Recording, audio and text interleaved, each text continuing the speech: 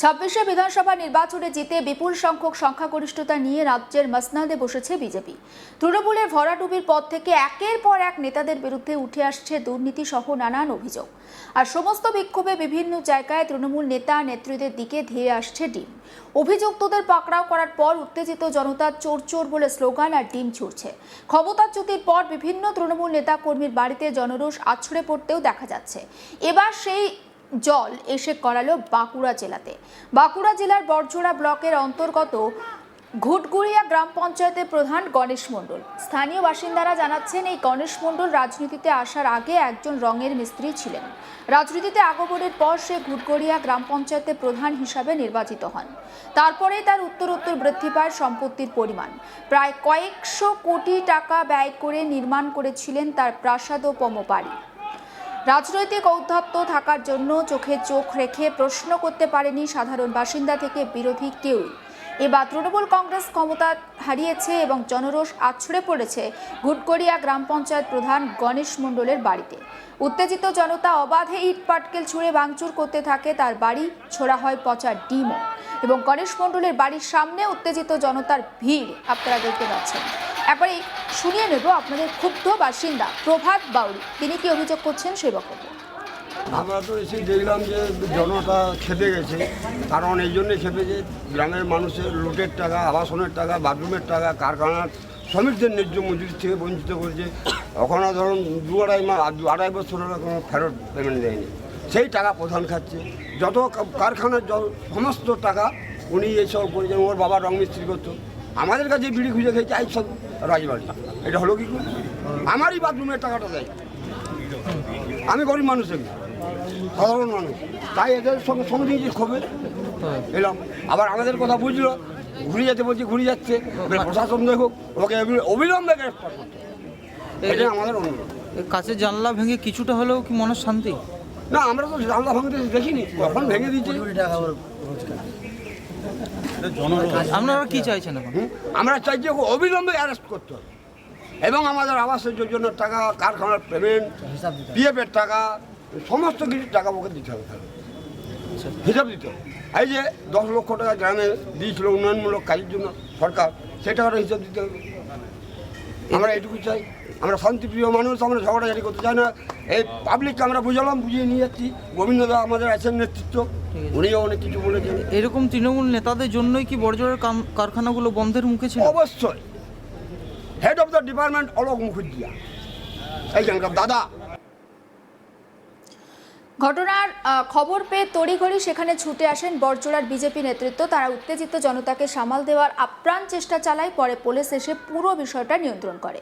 গণেশ মণ্ডলের বাবার দাবি, তার বৌমা চাকরি করে এবং ঋণ করে এই বাড়ি তৈরি করেছে তার ছেলে।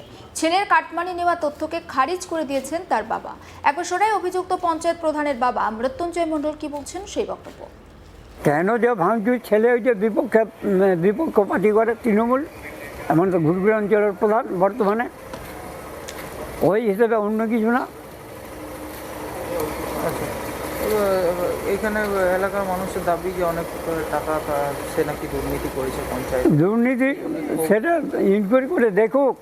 আশা করি দুর্নীতি অন্য কোনো কিছুতেই নাই। লোকের পাড়ে তো আরও অনেকেই জানে, বড়জোড়া শুধু এবং থানার থেকে যারা এসেছিলেন সবাই জানে যে গণেশ কীরকম ছেলে, এবং নাম করে থানার থেকে আরে খবর নিয়ে দেখবে। ওরা শুধু একটা কথাই প্রশ্ন তুলছে বারবার যে একটা প্রধান হয়ে এরকম অট্টালিকা বাড়ি করেছে, বউ মহাশ্রী করে।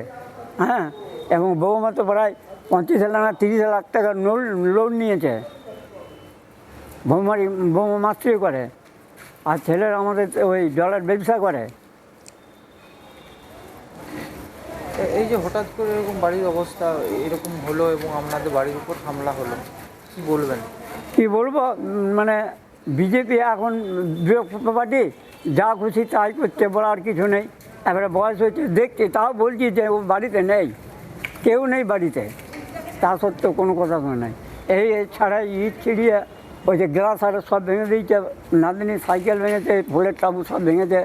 আর অশ্লীল ভাষা, সেখানে আমি কি করতে পারি? ভয়ে আমার সদরিয়া কেউ নেই। আমরা 3টি লোক আছি। ওর শাশুড়ি মা রয়েছে শরীর খারাপ, অপারেশন হয়েছে, ওর মা আর আমি।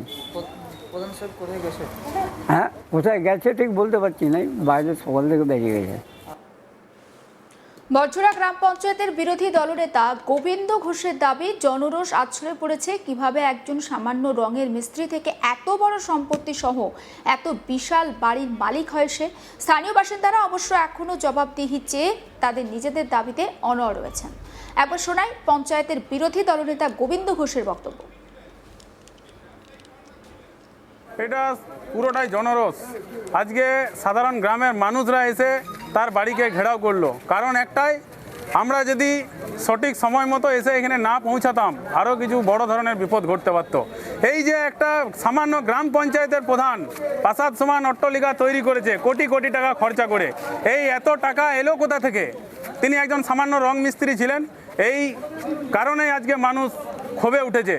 এই বরজোড়া শিল্পাঞ্চলের টাকা, শ্রমিকদের ন্যায্য মূল্য টাকা থেকে তারা বঞ্চিত হয়েছে, দীর্ঘদিন ধরে তাদের টাকা লুট করেছে, তাদের পেটে পা দিয়েছে।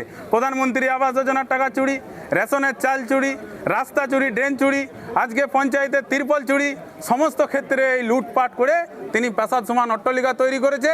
প্লাস তার যে কোটি কোটি টাকা এই বাড়ির মধ্যে আছে, এবং এইটা যদি সঠিকভাবে তদন্ত করা হয় তাহলে এই বাড়ি থেকে কেজি কেজি সোনা উদ্ধার হবে। সাধারণ মানুষ আজকে ক্ষোভে পড়েছে, আজকে সাধারণ মানুষ এসে তার বাড়িকে ঘেরাও করেছে। এই প্রধানকে তো স্কুলেও হুমকি ঝুমকি দিতে দেখা গেছে। আপনারা তো দেখেছেন কিছুদিন আগে একজন স্কুলের প্রধান শিক্ষককে কিভাবে হুমকি দিয়েছিল। এই এত উদ্ধত্তটা এলো কোথা থেকে? তিনি হয়তো ভুলে গেছেন যে তিনি একজন সাধারণ গ্রামের একটা গ্রাম পঞ্চায়েতের প্রধান, তার কত টাকা বেতন, সে এত টাকা প্রাসাদ সমান অট্টালিকা তৈরি করে। তিনি মানুষকে মানুষ বলতেন না। এখানে সমস্ত মানুষ এখানে দেখুন দাঁড়িয়ে আছে, শয়ে শয়ে মানুষ এখানে দাঁড়িয়ে আছে, তারা আজকে বারংবার সেখানে পঞ্চায়েতে যাচ্ছে, পঞ্চায়েতে তার দেখা পাচ্ছে না। তাদের বিভিন্ন রকমের কাজ নিয়ে যখন পঞ্চায়েতে প্রবেশ করছে, সেই প্রধানের তারা দেখা পাচ্ছে না, তার পঞ্চায়েত থেকে কোনো কাজ পাচ্ছে না। আজকে সমস্ত মানুষ আজকে এক হয়ে পড়ে সেই প্রধানকে ধরতে এসছে।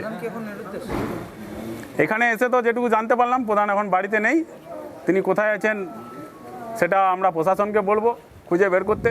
সাধারণ মানুষ আমরা একটা কথাই বললাম, এসে আমাদের নেতৃত্ব সবরা আছেন যে এর বিষয়ে আমরা আইনি ব্যবস্থা নেবে। এই মুহূর্তে বাড়ি যেখানে এসে ভাঙচুর হচ্ছিল আমরা এসে আটকালাম, সাধারণ মানুষকে আমরা বুঝিয়েছি, আগামী দিনের আইনি ব্যবস্থা নেওয়া হবে। যে ছবি আমরা আপনাদের দেখাচ্ছি, বাঁকুড়ার বরজোড়ার ছবি দেখাচ্ছি, এবং যার বাড়িতে এইভাবে উত্তেজিত জনতা ভাঙচুর করছেন এটা হচ্ছেন পঞ্চায়েত প্রধান গণেশ মণ্ডলের বাড়ি। এলাকার বাসিন্দাদের অভিযোগ যে রাজনীতিতে আসার আগে গণেশ মণ্ডল একটা সামান্য রঙের মিস্ত্রির কাজ করতেন। রাজনীতিতে আসার পর কিন্তু তিনি একেবারে ফুলে ফেঁপে উঠেছেন, এবং এলাকার মানুষের বক্তব্য যে বেআইনিভাবে প্রচুর টাকা কিন্তু তিনি কামিয়ে নিয়েছেন। তার জন্যই কিন্তু তার এই প্রাসাদোপম বাড়ি। যদিও গণেশ মণ্ডলের বাবার বক্তব্য যে তার বৌমা চাকরি করেন, তার বৌমা ঋণ নিয়ে এই বাড়ি তৈরি করেছেন, এক্ষেত্রে কোনো কাটমানি নেওয়া হয়নি। সমস্ত আপডেট পৌঁছে দেবো আপনাদের কাছে, নজর রাখুন। আজ তাক বাংলায় সাবস্ক্রাইব করতে ভুলবেন না।